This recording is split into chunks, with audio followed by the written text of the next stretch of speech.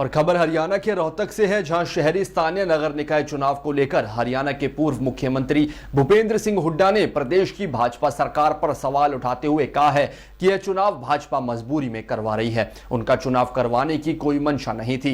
वहीं उन्होंने यह भी कहा है कि इस चुनाव में सरकारी मशीनरी का दुरुपयोग किया जा रहा है, लेकिन फिर भी हर एक जगह कांग्रेस पार्टी की जीत हासिल करने वाली है। यही नहीं, भूपेंद्र सिंह हुड्डा ने मुख्यमंत्री न्याय सैनी को जवाब देते हुए कहा है कि प्रदेश की भाजपा सरकार हवा हवाई है और उनके वादे भी हवा हवाई हैं। 100 दिन के कार्यकाल में न्याय सैनी सरकार ने कुछ नहीं किया। देखिए रोहतक से हमारे सहयोगी सुक्रम पाल की एक खास रिपोर्ट।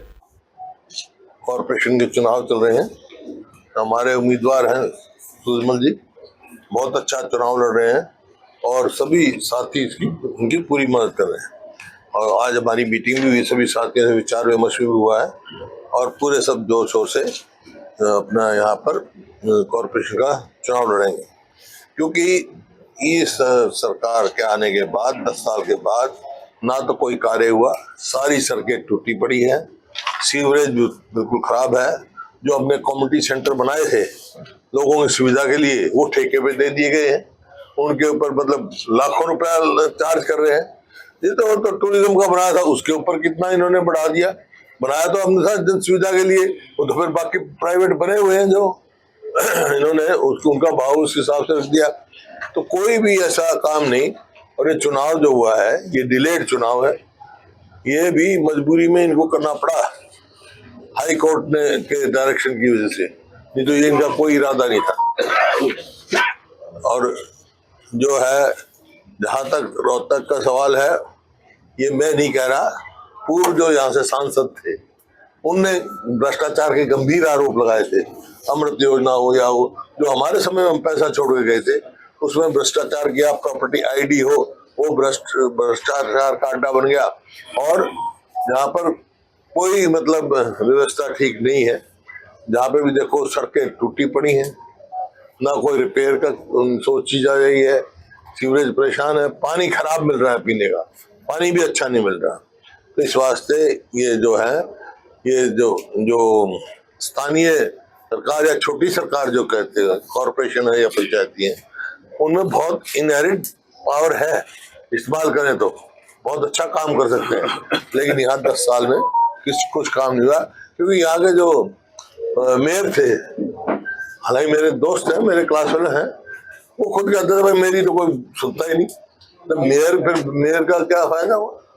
तो उनके जो निर्वाचित लोगों की जहाँ सुनवाई ना हो, तो कहते इस वास्ते मेरे सभी से अपील है कि भाई सब पार्षदों को भी और हमारे मेयर को भी, कांग्रेस के जहाँ जहाँ उम्मीदवार है सबको कामयाब करें। अभी मैं गया था यहाँ, तो सुभाष बत्रा जी की बेटी लड़ रही है, हमारी बेटी है, चुनाव लड़ रही है, चाय पे गया था इनके घर, वहाँ जो रिस्पॉन्स देखा मैंने, लोगों का बहुत अच्छा रिस्पॉन्स है, बहुत अच्छे होंगे। तो इस प्रकार से हर कैंडिडेट हमारा मजबूत है और लोग कांग्रेस पे उम्मीद लगाए रहे हैं। तो जो कंप्लेंट फाइल की गई है, इलेक्शन कमीशन ने कोई अभी तक संज्ञान नहीं लिया, इसके पीछे रीजन क्या है? सरकार के दबाव में काम करे इलेक्शन? निश्चित रूप से है, तो जवाब देना चाहिए, मुख्यमंत्री की एक्सप्लेनेशन मांगनी चाहिए, सपोर्ट मांगनी चाहिए। कॉपी में आपको दूंगा। और पूछ लो भाई कोई सवाल, किसी से भी पूछ लो, हमारे सभी देता बैठे। थोड़ा सा अभी बीजेपी ने ना कमेटीज बनाई है जो म्युनिसिपल इलेक्शंस के लिए अपने लीडर्स की, कौन सा लीडर कौन से कॉर्पोरेशन के इलेक्शन को ओवरसी करेगा, देखेगा, सुपरवाइज करेगा। तो उस लिस्ट में इनका हरियाणा विधानसभा के जो डिप्टी स्पीकर हैं उनका भी नाम है। तो पहले ऐसा नहीं होता था, स्पीकर और डिप्टी स्पीकर को तो ऐसे पॉलिटिक्स में इन्वॉल्व नहीं किया जाता था तबीयत सिंह में, तो ये कर रहे हैं, तो क्या ये ठीक है? नहीं, देखो प्रजातंत्र में तो ये ठीक नहीं है, क्योंकि प्रजातंत्र में स्पीकर और डिप्टी स्पीकर होते हैं, नॉन पार्टी मेंबर बन जाते हैं। लेकिन अभी जैसे कहा इन्होंने बताया, कोई मर्यादा है ही नहीं, रखी नहीं, नॉर्म्स फॉलो करते नहीं। जिस तरह भी इन्होंने बताया, इतनी एडवर्टीजमेंट सरकारी उस पर लगा ही नहीं सकते आप, सरकारी तंत्र में कैसे इस्तेमाल कर सकते हैं आप? इसमें कोई रूल्स रेगुलेशंस भी हैं जो ये वायलेट कर रहे हैं ऐसा करके? तो है, फ्री एंड फेयर इलेक्शन सबसे पहला काम है। नहीं, ये कन्वेंशन है भाई, कन्वेंशन जो है वो it overcomes every rule and regulation. Unethical है कुछ। हाँ, अब जब भाजपा के नेता ये करें कि कांग्रेस के पास तो प्रत्याशी नहीं मिले करने के लिए, क्यों ये क्या है? कुछ वर्ड ऐसे भी हैं जिनमें प्रत्याशी सिंबल नहीं दिया गया है। चलो तो कोई नहीं, वो देख के सब दोस्तों के पार्टी ने फैसला किया है। कई पार्षद ऐसे हैं सर जो अपना चुनाव लड़ रहे हैं और मेयर तक का फोटो तक नहीं मिला। कई जगह कोई बात नहीं, मैंने सुना, मेरे पास मेयर साहब की कोई कंप्लेंट नहीं आई इस बात। सर ये तो रोहतक के चुनाव की बात थी। ओवरऑल कांग्रेस पार्टी सभी नगर निगम में मेयर पद का चुनाव लड़ रही है, तो क्या सिचुएशन देखते हैं ओवरऑल? अच्छी है, मजबूती से लड़ रहे हैं, प्रजातंत्र है ये, लेकिन हम जो खबरें मिल रही है हमारे को ठीक मिल रही है, अच्छी पार्टी की अच्छी स्थिति है। खुद मुख्यमंत्री इन चुनाव के अंदर भी जो हरियाणा सरकार जो फिलहाल काम कर रही है उनको मुद्दा बनाकर लड़ रहे हैं, तो कांग्रेस पार्टी की वो तो सबसे बड़ा मुद्दा है। 100 दिन में किया क्या इन्होंने? ये तो पूछ रहे हैं, ये जो कहा महिलाओं को 21, ये तो विधानसभा चुनाव में वादा किया था, 4 महीने हो गए आज। अब ये भी वादा झूठा करेंगे, झूठे वादे कि हमारा इनका घोषणा पत्र उठा के देखो, कोई भी इम्प्लीमेंट नहीं किया। कहा 2 लाख पक्की नौकरी लगाएंगे हम, और ये जो कौशल रोजगार निगम में लगे हुए थे 1,20,000 उन सबको पक्का करें, और सारे बहुत सारे निकाल दी। तो कोई इनका कोई वो नहीं है, इनका ये नॉन परफॉर्मिंग गवर्नमेंट है, सिर्फ भ्रष्टाचार से लिपटी हुई है और कुछ नहीं। उन्होंने नायब सैनी यहाँ पे आए थे, उन्होंने कहा कि भूपेंद्र सिंह हुड्डा बाहर निकल कर ही नहीं देख रहे, हमने तो 18 तो वायदे पूरे कर दिए और 10 पाइपलाइन। गिना तो दे, नौकरी लगी क्या? रोजगार के निगम के पक्के हो गए क्या? महिला को 2100 रुपए मिलने लग गया क्या? बता तो सही। ये वायदा पूरा कर दिया, जापानी तो करते हैं ना। ये हवाई, मैं कह चुका हूँ, सरकार हवाई है, इसके वायदे भी सारे हवाई है। ईवीएम का आप कहते हैं क्या इसमें कुछ ईवीएम में हो सकता है? ईवीएम की बात करते हैं हर ईवीएम में कुछ गड़बड़ होती है, क्या इसमें चुनाव की हो सकती है? तो हमने तो कहा था अभी बैलेट पे कराओ, क्यों संकोच कर रहे हैं? जब उत्तराखंड वाले बैलेट पे करा सकते हैं तो यहाँ क्या दिक्कत थी भाई?